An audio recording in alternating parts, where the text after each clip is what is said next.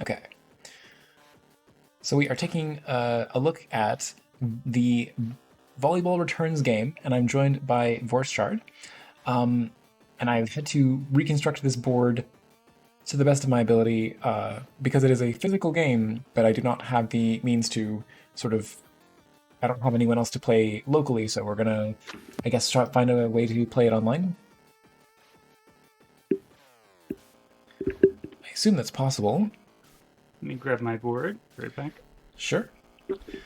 Okay, so hello, that's just Mark. Yeah, just make sure you fill out the Google form to submit.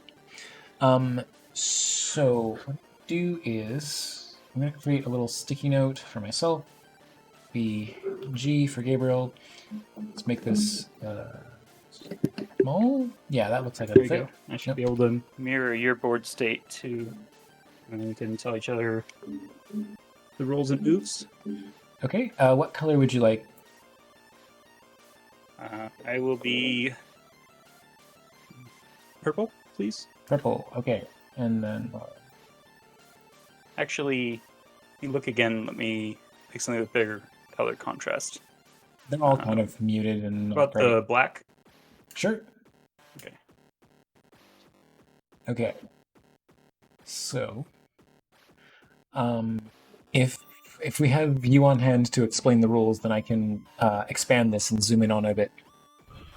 Sure. So, yeah, we start by arranging the tokens in this fashion. Mm-hmm. So that's in the two. Default setup. After your first game, you can choose your own starting position, but that's the recommended one.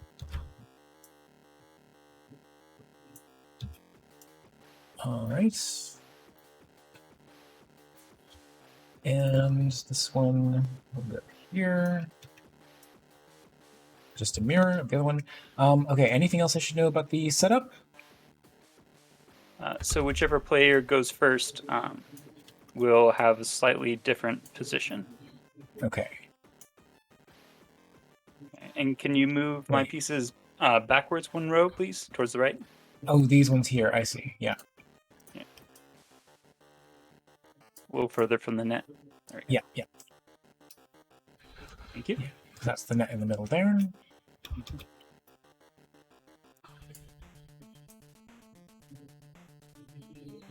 Let's do that. Okay. How come these colors are so much more vibrant? Okay, whatever.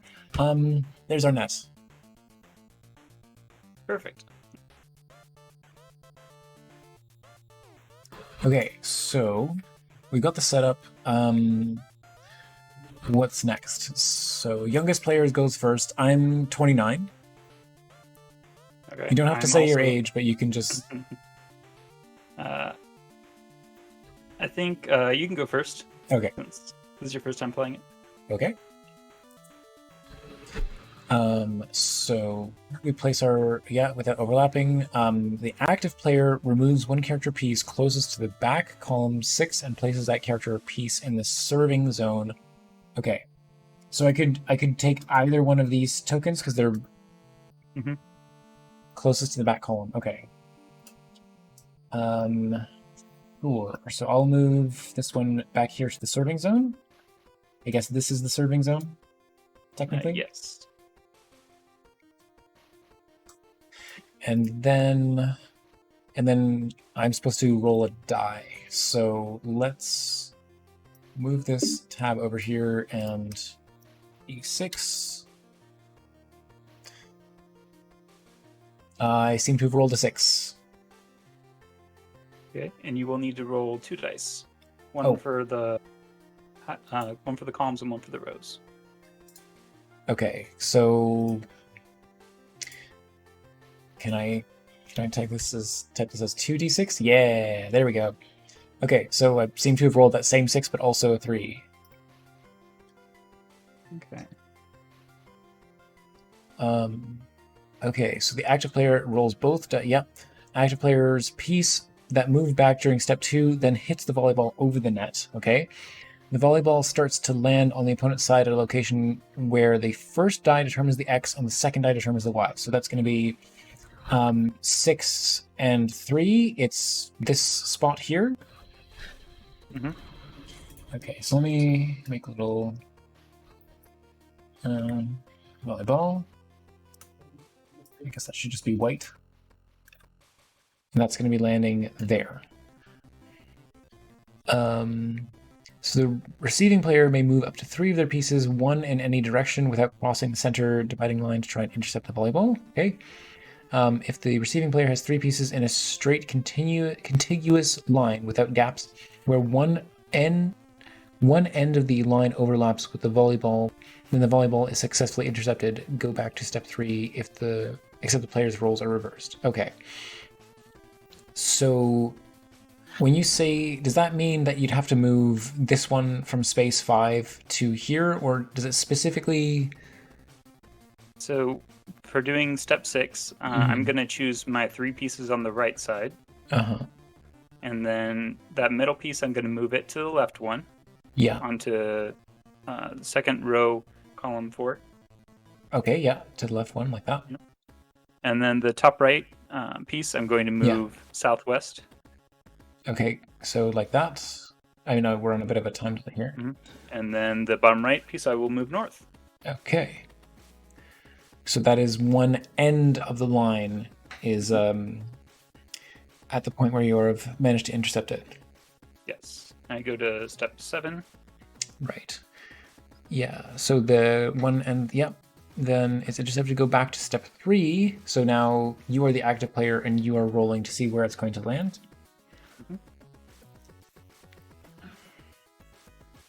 If you don't mind rolling the dice for me. Oh, I suppose that's the easiest way to do this is we just have the. Oh, it's fair. Yeah, then we can both see it. So a 1 is the column and a 5, so it's going to be in this spot here, right? Correct. Okay, and then the number of spaces that you're allowed to move is 1 per piece. Okay. Up to 3 pieces. Up to 3 pieces in any direction. How many spaces though? Only 1 space, so you can move up, down, left, right, or diagonal. I see. So I think it's impossible for me to catch that then because I can only. There is a way. Let me know if you want a hint. That's diagonal.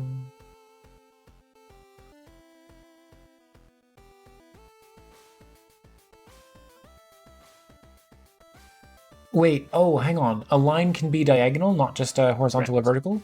Okay, so then yes, this one can move here, and this one can move here. So now that counts as a line. Yep. I get you. Okay.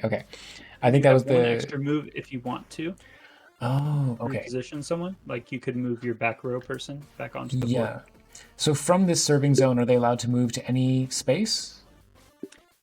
Yes, because I didn't specify it, so. Okay. 3 is fine. I mean, is there supposed to be a specification? Like, was there a limitation in mind for that? The idea in mind is that the board is like 1 larger in every direction than what it looks like. Okay. So you would have picked one of the spaces in the back row. And I see. I would have served from there. Okay, well, since I moved this player back, I would have been serving from here. So I'll just move them. I'll move this one into the game space like that. Okay, good. So then we've hit step 7. I've intercepted. So now I roll another 2d6, right? Mm-hmm. Let me see if I can return it or not. Right. Okay, so that's going to a 2-4. Okay, that seems very doable. Okay, I'll move the top one west and the bottom one west. Yeah. Wait, no, because then that would fail, right? Oh, of course. So I will move the bottom one north. Yeah. And then I will move the 5th column south. This guy down 1 like this. Just to have some more variety. And then I will move the top character west. Okay, like that. Yeah. So those are my 3 moves. Okay. I returned it, and then we roll for you. Yep. And keep going until someone can't return it, and they get a point. First person to get 4 points wins. Okay. So 6-2. So it's going to be all the way back here, and a 2 is down here. So this is relatively easy for me to return because all I have to do is move this one in column 5, 1 west.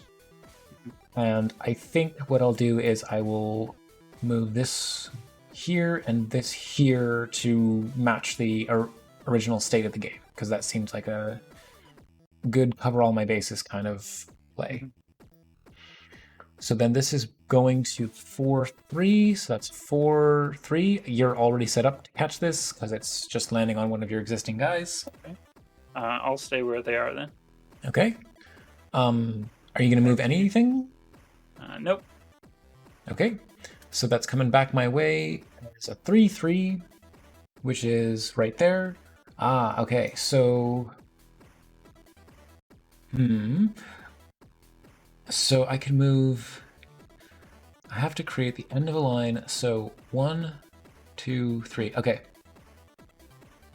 So one of these guys can step back. This one can go diagonal to here. And this one can step up. So now I've caught that. Nice. Okay, so that's cutting back your way. 2, 5. So 2 and 5 would be this one up here, right? Mm-hmm. I'll move the column 3 southwest. Just down and over like that. And then I'll move the column 6 northwest. And I'll be done. Northwest, so up to the 5-6 row here. Mm-hmm. Okay. So that's coming back my way. Going to 6-5. So 6 and then 5. Okay, that's just back here. I will move this one guy back to the left. I'll move the 4-3 back up here, and then with my final move, I'll move like just back to the starting position of the game again, essentially. Coming back your way, that is a 5-6, so 5 and 6. So again, you're already quite well set up to catch this one. Yep, I'll move column 4 east 1, and then end my turn. Okay. So that's coming to a 5-1. So 5-1 down here. Ooh, okay. You go here. You go here. You go here. Yes. Okay. So this guy goes here. This guy goes here. This guy goes here. And then I can return it. So 3-1. 3-1 back here. I will move my my southwest character east 1 and my northwest character west 1 to form a diagonal. Sorry, the southwest character being this one here? Yes. Move that one onto the volleyball. Yes. And then the top left character I'm going to move west, up close to the net. Oh, wait, top left. Oh, this one, the top left. I see. You're creating a line across like this. Yes. Okay. Yes. Okay. And I'll stop there. Hang on. You should give me some names because I'm just gonna. Sounds good. What do we want top left guy to be named? Who's the last person that followed? The last person to followed was Els Dragoon. How about Dragoon? Okay. And how about the next one over? We can do Vorce for that one. Sure. Okay, and the one that's catching the volleyball right now? How about Bill? Okay.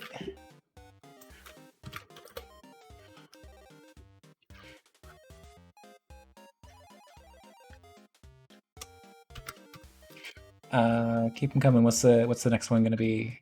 Cat. Sorry? Cat. Oh, like the animal. Cat. Oh, okay. Okay. One north of that one. And then dog. Okay. And snail. Okay. I'm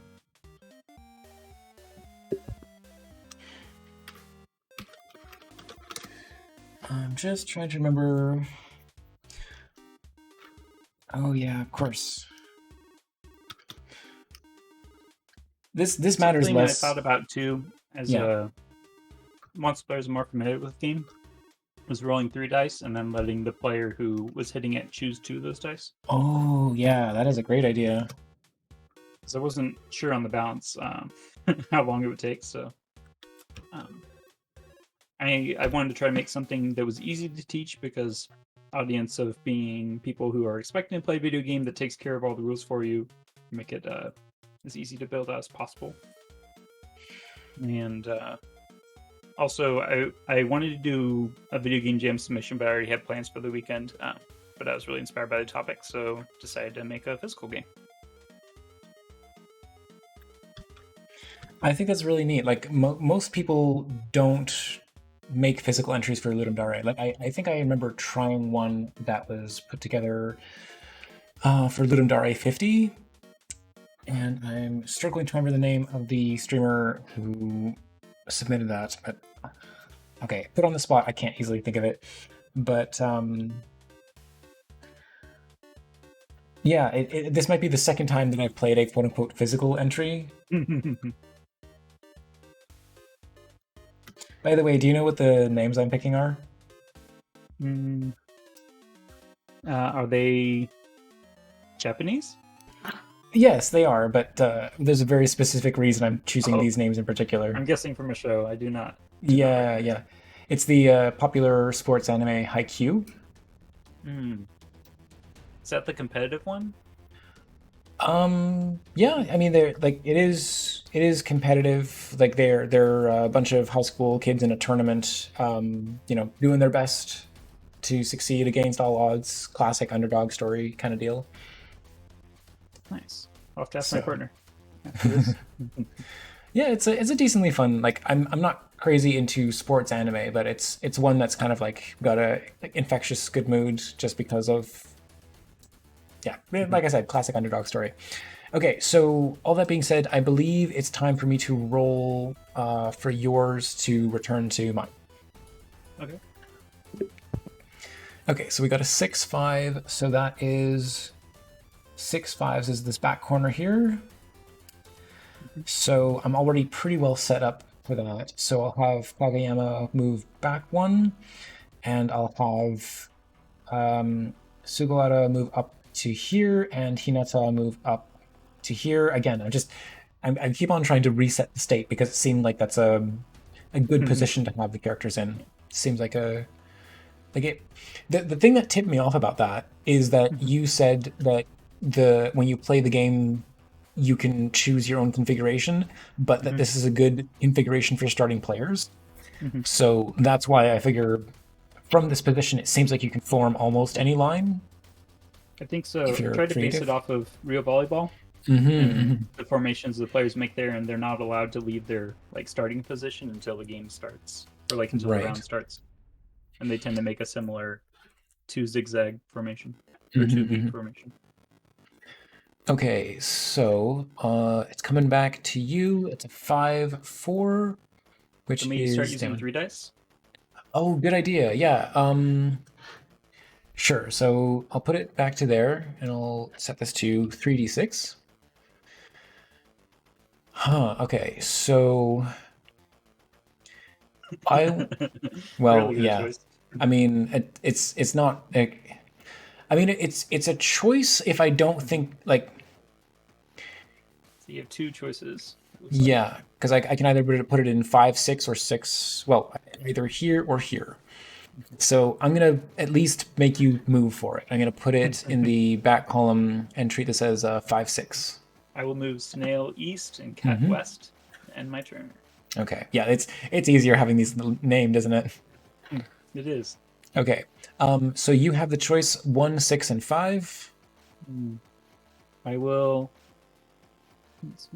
6, 5.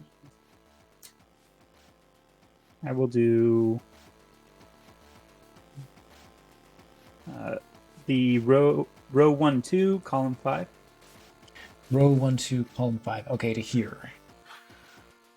Like that? Yeah, right there. Yep. Okay. So I believe I did a similar thing here before. So if Kageyama moves up, Hinata moves back, and Sugawara moves to there. Yeah, okay. So I think I can turn that. Okay. So,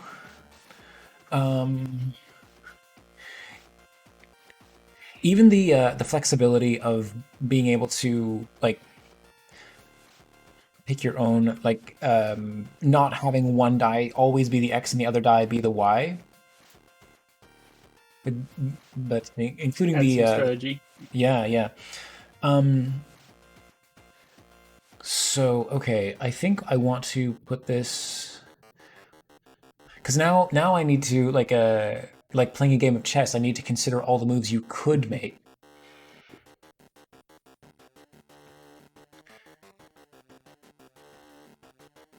Okay, so you could return it if I put it there.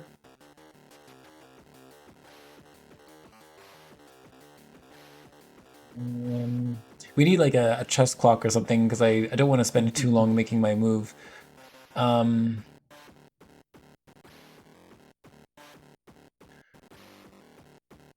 Okay, just because I think it would be a little tricky, I'm deliberately not, like, I could exhaustively think about every possible combination. Like, 3 pick 2 is 1, 2, 3, 4, 5, 6. Right? There's 6 possible combinations this could be. So I could be thinking through this pretty exhaustively, but I think I'm just going to put it in. I'm going to send it right to you, Vorse, onto this spot. Okay. I will move Bill and Cat north. Okay. And end my turn. Okay.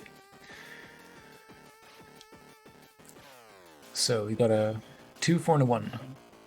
I will put it in column 1. Column 1? Yeah. And I don't think row matters, so I'll pick the middle row. Okay. Yeah, I mean, I can't get any of my guys to there, so because all my guys are like at least 2 spaces away, so That would be the first point, and then we yeah. get to reset our characters where we want them to go, and I would serve first since I got the last point, and that's how they do it in volleyball. Right, okay. So do you want to reset them to the sort of staggered V pattern? Sure. Okay. It's kind of the easiest. Yeah, it took so long for us to score a point until we made this modification, and then now we actually got a point pretty quickly, like within, what was that, 3 rolls? Yeah, we're making my game better already. We got names, we got more dice. Fancy board. So who are you moving back to serve? I will move Cat back. Okay. And I'll roll for your serve. Thank you. Okay, well, 4, 4, and 6. So is it going in 6, 4 or 4, 6? 6, 4, please. So the Okay. row 5, 6, column 4. Oh, I see. A row 5, 6, column 4, like over here. Yep. Okay. So I'll have Daichi move up here and Hinata move there.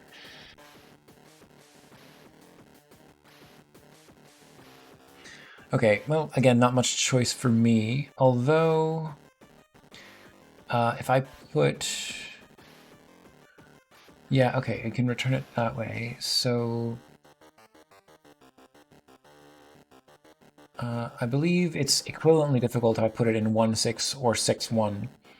So, let's put it down here to, or I guess I can, yeah, 1-1 or 1-6 or 6-1. Yeah, you know what? I'll serve to here specifically because Cat is out of the game right now. Okay. Thank you. I will move Cat west and Dragoon east, and end my turn. Right. Okay. So you have the options 3, 2, and 5.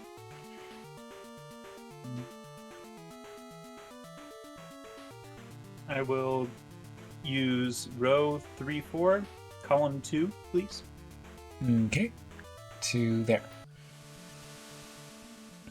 So I'll have Hinata move south, Sugawara move up, and they always call this character just Tsuki, but Tsukishima over here. And we'll send that back your way. You don't want to move there. That doesn't return it. Oh, shoot. Okay. I forgot that was part of the. Okay, sorry. Where were these guys? Oh no. Oh wait. I can just hit undo. I just hit undo a bunch of times. There we go. So it's serving to here, right? Mm-hmm. Yeah. Okay.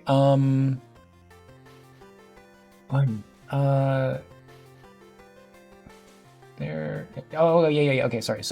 Sugawara moves here, Tsukishima moves down here, and Daichi moves here. There we go. Sorry, for a second I forgot that it has to be on the end. You have to catch on the end of a line, not in the middle. Mm-hmm. Okay. Should I re-roll this, or does it matter? I guess I can keep the same roll. Oh, okay. I can just hit roll again. Well, I mean, it's your characters are all pretty well spaced out, so actually, I think I can give you a little bit of trouble if I send it to 6-1 here, because I don't see how you can form a line of 3. Oh, you got me. Okay, so that's 1 point each. Mm-hmm.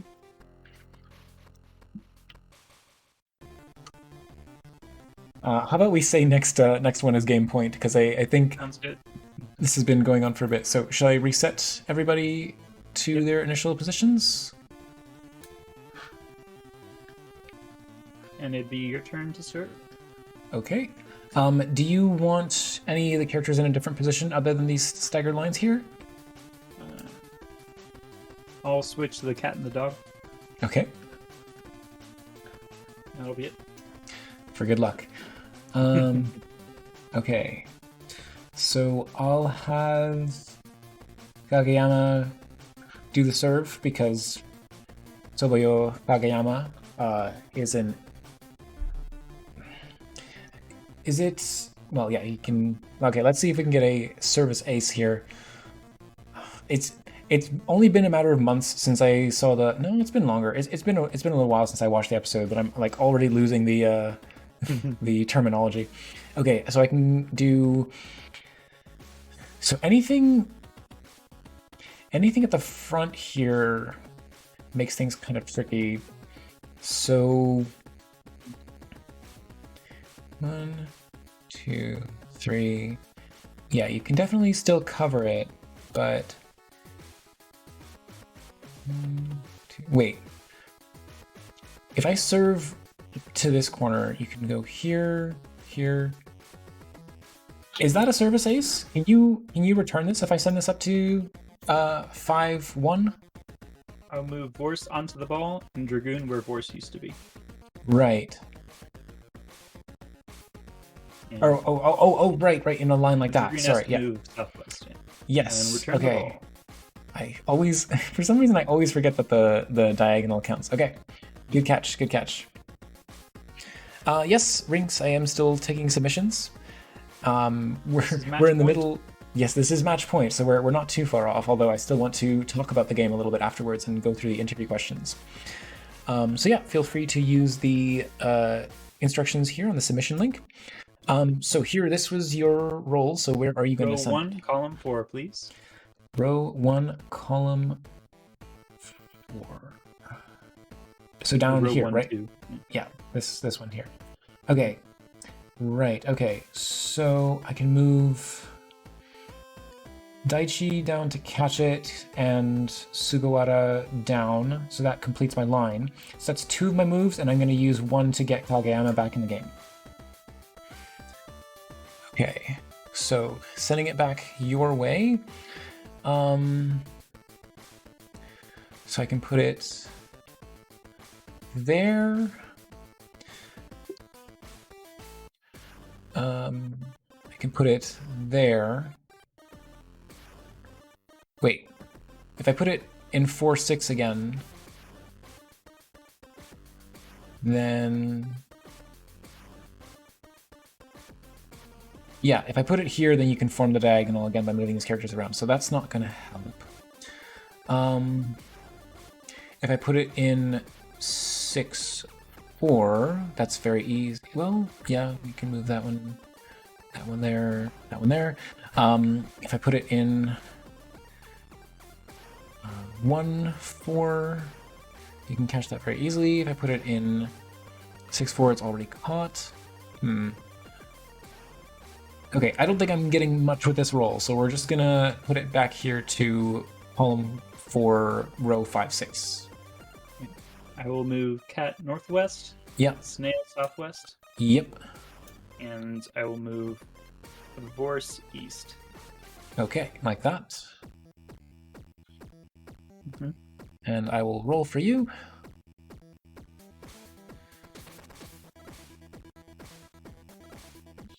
I will do column 1, row 5-6. Okay. Ooh. I mean, that's it, right? I can't get anybody within that space. Creating that 2x2 is really the key here, because then you're more than one. Yeah. Ah, that's tricky. I definitely like the addition of being able to pick where it goes. Oh, and sorry, first and foremost, I should agree. Yes, good game, good game.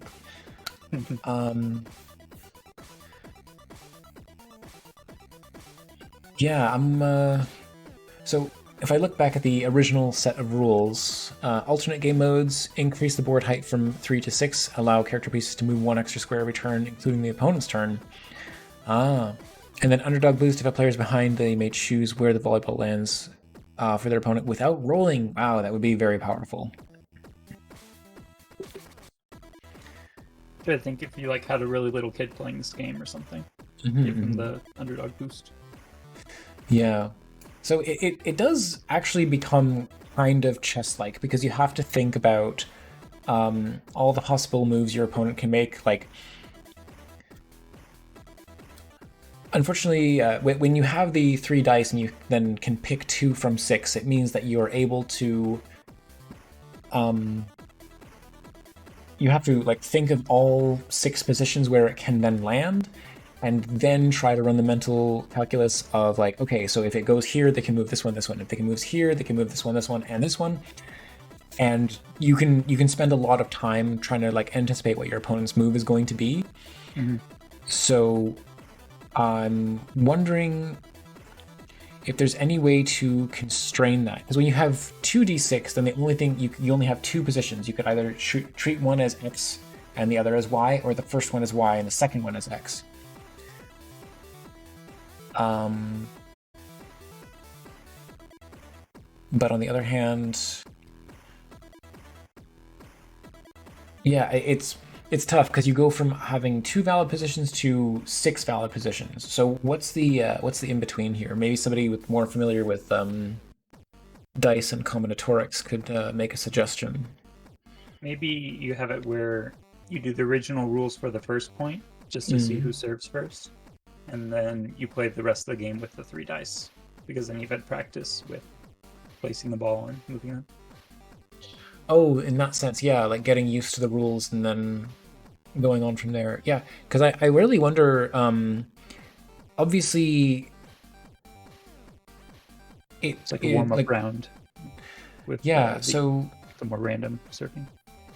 Have you had the opportunity to play this with many others? You're the first, actually. Oh, When I was okay. playtesting the game, I played it myself once, and I got like 3 or 4 turns in. I was like, "Oh, this seems like if I multiply the turns and stuff, 4 rounds would be 5 to 15 minutes, depending on how lucky." Or, but I see. apparently, the Yeah. odds were I was lucky then, so it takes a while to get a losing state, Right. unless Yeah, because we you were. you hold someone to their mistakes if they accidentally put them in the wrong spots. Uh-huh. Yeah. Yeah, because I guess we were sending it back and forth so many times that it wasn't until we made the suggestion of like, oh, what if we allow for placing it in a specific spot? That's when it was became possible to actually score a point.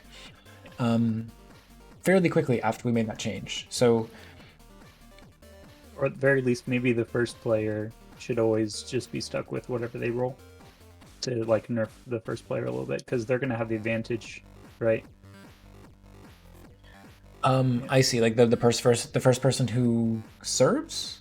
Yeah. So like first turn you don't draw a card in Magic sort of thing. It's like a handicap on Right. turn one.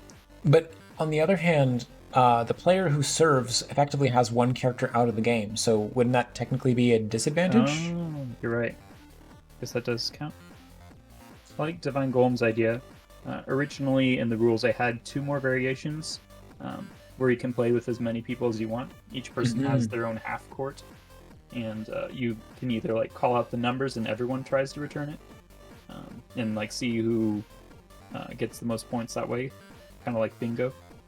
And then another alternate was Hot Potato, where you keep taking turns around, and then if someone misses it, then they get knocked out. And you see who's the last one standing.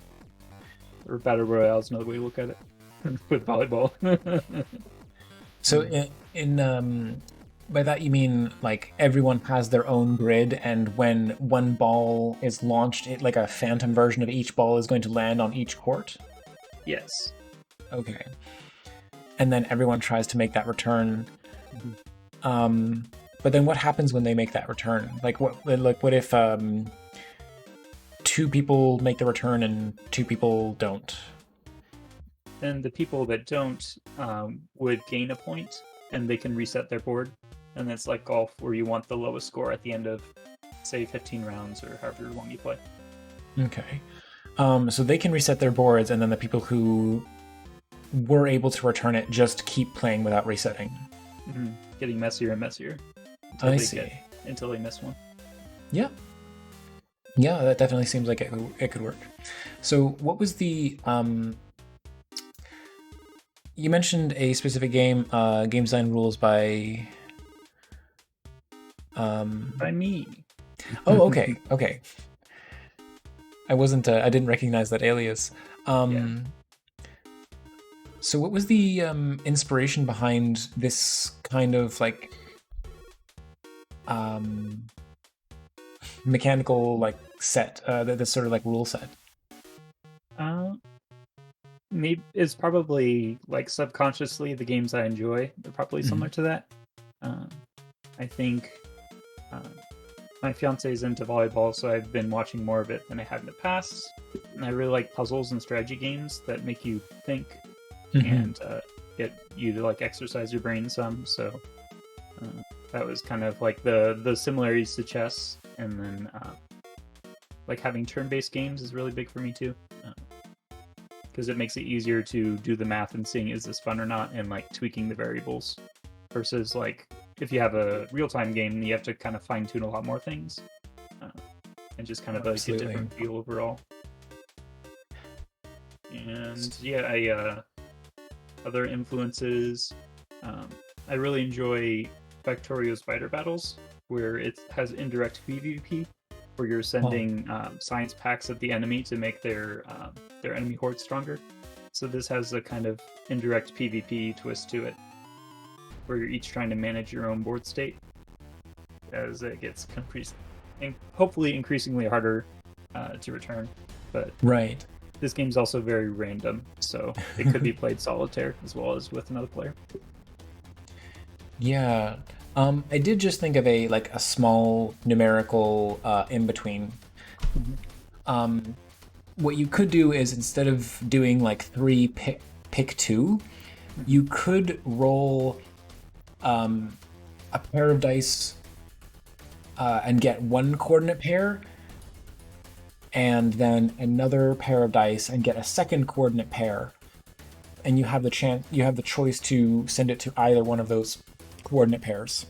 Oh, So that good one. way, it's not just taking the same 2 dice and saying, well, it can either go to 5-6 or 6-5. It would be like 2 distinct possibilities of where it can go. Sounds good. Just because that way it is some choice without having to go through the exhaustive like 6 possibilities where it could land. It's a little easier to constrain the like mental headspace. Mhm. So, anyway, I've got to ask because based on like you're saying you like turn-based games, strategy games, have you played much of Into the Breach? I have played a little bit of that. It's not my favorite with like the random power-ups, and it feels like it can be really hard to get a run going. Um, Oh, in but terms of like like the when I roguelike eventually tried setting. it, it is pretty fun, and it has that kind of push-pull, tiny bits of movement, and trying to make the best of it. Mm-hmm. Yeah, I'm not crazy about roguelikes in general, and I always play Into the Breach on easy because I just find it the most Mm. fun to play the game perfectly rather than playing the game on normal or hard difficulty Mm. where you're really like up against the ropes the whole time trying to mitigate disaster. Yeah, I understand. It's less about the glory of beating it on normal or hard difficulty, more about the I want this puzzle to be doable, even if I didn't like know what was coming up next in the game. Exactly. And I played through the game once on the like to get the achievement for beating it on hard Mhm. once, and then the rest of Wow. the time I'm happy to go back and play it on those easier difficulties, just because that's more intrinsically fun. Yeah. It's just something to hop into. So shall we get to the interview questions? If you did you already take the time to like write out answers or? I didn't because I was making dinner, but I have the questions pulled up on a notepad for me. Oh, okay, okay. So I just wanted to double check, like, if there's answers that you feel like you like wanted to get to in particular, or whether it was like we've covered a few of them at this point. Like I already asked you Mm-hmm. about the inspiration.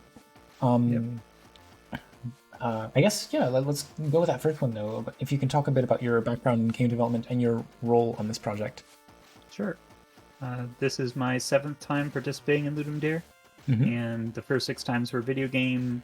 I think only one of them I did by myself, and the rest of them were in a small team, mostly siblings or whoever I could find that could help make games. And I would usually do audio and some ideas for the game design and a little bit of coding. Hmm. Uh, and so for my role for this project was everything, Yep. so rules and game design, and talked a little bit with all my brothers for kind of walking through the rules, making sure they made sense, and got a little bit of feedback on things to fix. And yeah, one man Nice. project, and got it done in like 3 or 4 hours on the first day, and then I had plans for the rest of the weekend. So I submitted it, put a comment to let people know I submitted. It wasn't just an accident, and called it done. Yeah. Yeah. Somebody saying I expected a video game. Do you know this Yeah, there person were like or? 4 submissions, and I think I was the only one that did it on purpose. But Yeah, I mean, again, not unheard of to make a virtual or a physical game submission, but I guess it's a little less typical because it does create a bit of a barrier to entry for Ludum Dare, because most people are expecting to play something in a web browser or at worst download something. yeah, exactly. All the games I've done previously were web. That way, people don't have to download something. But I figured in this case it'd be nice to have a PDF, and then I copied the PDF directly into the description so that people don't have to download it if they don't want to. Hmm. Oh yeah, so these are the Previous previous games. Ludum Dare entries: 48, 49, 50, 51, 52. Oh yeah, see, wow, you've been going consistently like straight from 47. Mm-hmm. Nice. What was your actual development process for the game? So development process was thinking of an idea, and um, then I got out my Go board and did some prototyping with the pieces Mm-hmm. and some dice, and tried to see what I thought would be a good, fun core loop, and then took a picture and wrote up the rules, and also the what you need to play section, because I wanted to make sure it was very clear on these are the things you need to set it up, Mm-hmm. because I want it to be literal but also like not overwhelming. And then yeah, I'm used to Markdown, so I went online and got a table generated and filled it in with the values for that little HTML version of the screenshot. Mm-hmm. And yeah, then I play tested it, or like walked through it with my brother and got some feedback on it and cleared up some of the questions that were around the wording. Mm-hmm. I was careful to try to use the same word as much as possible. So like volleyball instead of ball, Yeah, and yeah. character token instead of just saying character or player, because I didn't want to confuse it with the person who's controlling the character tokens. Yes, right. Trying to do a good job making the language as clear as possible. And then I took away the more than two-player game modes from the alternate game modes because it made it go over a single page, and I wanted to make Right. it sure it fit, so it'd be easier to print out theoretically. Oh, yeah, I see what you mean. Yeah, Yep. because I was only looking at the Ludum Dare page. I wasn't. Okay. It's just Yeah, a nice. double-sided PDF.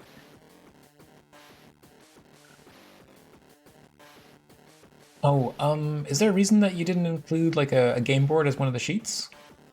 That is good feedback I got. Lack of time. Right. I think that would be a good second sheet. Have the board and some cutouts for the pieces. Yeah, And the net. because you. Sorry, go ahead. And the net, yeah.